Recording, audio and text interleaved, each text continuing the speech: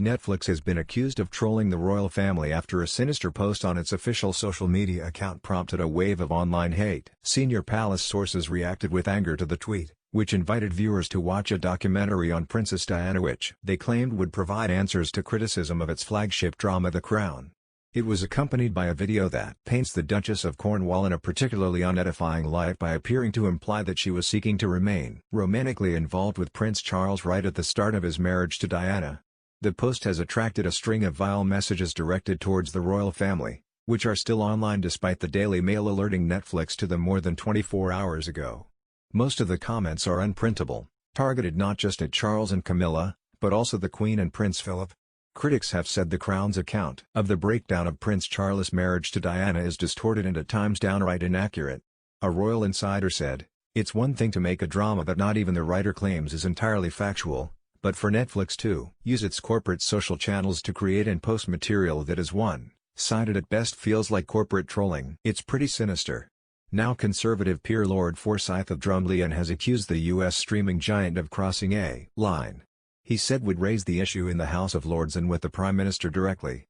Yesterday he wrote to broadcasting watchdog Ofcom complaining of the hurtful, false, misleading and poisonous impression of people in our public life who cannot fight back. He called for Netflix to be regulated in the UK in line with other broadcasters. Lord Forsyth said, "What they are doing is absolutely shocking. It is mendacious and it is untrue. And as every day goes by without any action on the issue, more and more people are seeing this program. And unfortunately people believe this stuff to be fact. If Netflix are also using a corporate account in that way, to deliberately publicize negative programs about the royal family, then the case for regulation is even stronger." He added, Netflix, can't continue to say, "This is drama, this is not our fault." They are clearly using a program which is sensationalist and mendacious to promote their commercial interests. The royals do not have a right to reply. This is damaging, nasty and unpleasant stuff. Series 4 of The Crown, which covers Charles and Diana's engagement, marriage and break-up, has been engulfed by controversy. Critics fear, given the series' previous reputation for historic research and attention to detail, that viewers are being misled into believing its fictionalized account of recent events are fact.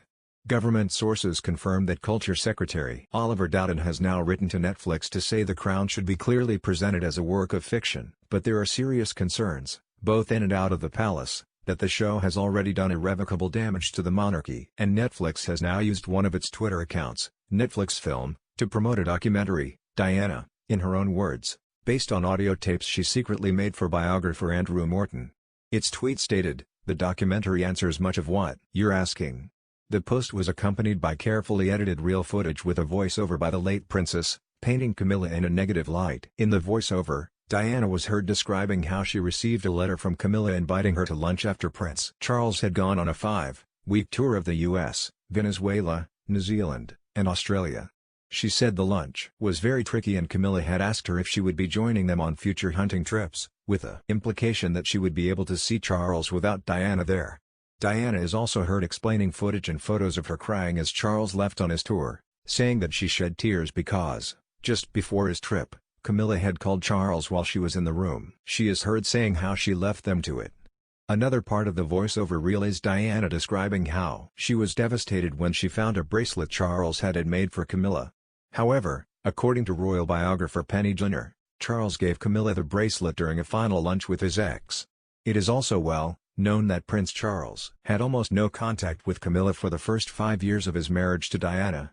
Contact is believed to have resumed in 1986. Netflix account has more than 500,000 followers and is also regularly promoted by the streaming platform's main account, which has more than 9 million fans on Twitter alone. Netflix declined to comment when asked this week if it had a vendetta against the royal family or whether it was appropriate for a corporate account to advertise its programs in this way. As Netflix is based in the Netherlands for tax reasons, it does not come within Ofcom's jurisdiction. Lord Forsyth, who has cancelled his own subscription in disgust, said when he tried to complain he was directed to a Dutch language regulator. Clarence House has been forced to disable the comments on its social media accounts because so many abusive remarks have been made about Charles and Camilla due to The Crown. Since the new Netflix series premiered in mid-November, the Prince of Wales and Duchess of Cornwall's Twitter and Instagram feeds have been inundated with vile comments about the couple, directly referencing the Netflix program. Although this has happened occasionally over the years, the volume and vitriol is something royal aides haven't seen in more than a decade. Insiders are concerned the program risks turning public opinion against the couple, who have worked so hard to win the nation over. Camilla, in particular, has won plaudits for getting stuck into official duties and tackling issues such as violence against women. She has also been praised for her warmth and common touch on engagements. Charles has also been lauded for his public work, particularly on the environment and climate change, issues he has campaigned on for more than 40 years. Now there is a risk their work could have been unfairly damaged by the program. Tory peer Lord Forsyth yesterday highlighted the fact that Clarence House had been forced to turn off its social media comments in a letter to media regulator Ofcom. He wrote to the watchdog, "The Crown is a very impressive production with superb performances by extremely talented actors.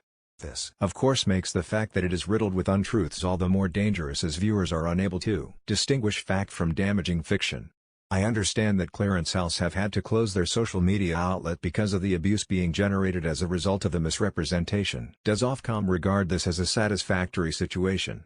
He told the Mail, "The Duchess of Cornwall has served the nation admirably in recent years. She's been brilliant, actually. Imagine what it must be like to be on the receiving end of that kind of abuse. It's terrible."